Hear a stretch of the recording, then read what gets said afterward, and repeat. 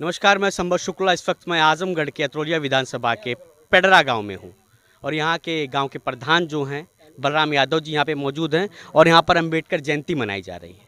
और अंबेडकर जयंती यहां पे इतनी शानदार मनाई जा रही है कि यहां पे गांव के सभी आदमी यहां पे इकट्ठा हैं। और आइए प्रधान जी से मैं बात करता हूं किस तरीके से यहां पे अंबेडकर जयंती मनाई जा रही है और यहाँ कितनी संख्या में लोग हैं। प्रधान जी, बहुत बहुत स्वागत है आपका। बहुत बहुत धन्यवाद। आज अंबेडकर जयंती है, तो क्या कहना चाहते हैं इस जयंती के दिन? आज देखिए, आज की ये जयंती जो है बहुत बड़े महामानव की ये जयंती है।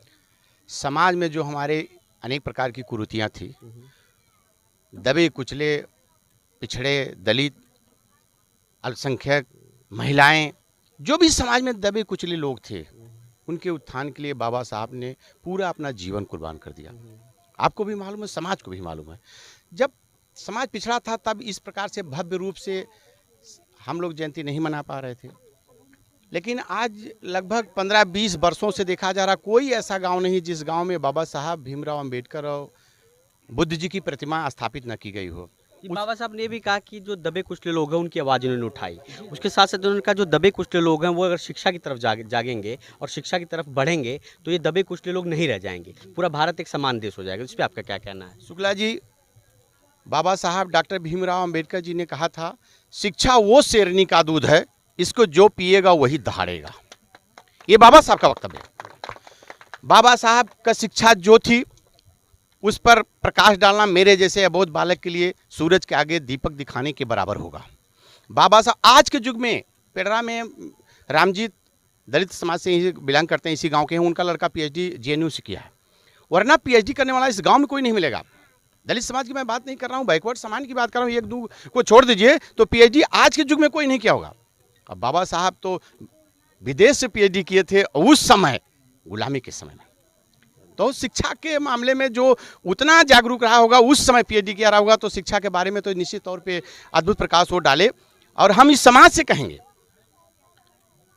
कि शिक्षित बनो, संगठित बनो और संघर्ष करो।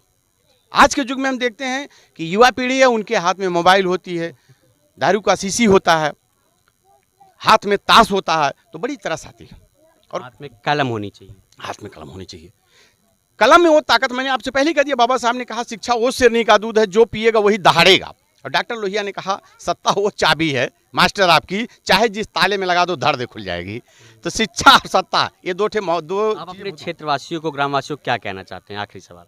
देखिए, हम आने वाली जो युवा पीढ़ी है इनसे एक ही निवेदन करेंगे, इनसे हम निवेदन करेंगे, जबकि हमसे छोटे हैं, लेकिन इनसे करबद्ध निवेदन है कि विद्यालय जाएं। अभिभावक जो हैं उनसे भी करबद्ध निवेदन है कि अपने बच्चे को एक रोटी आप कम खाइए।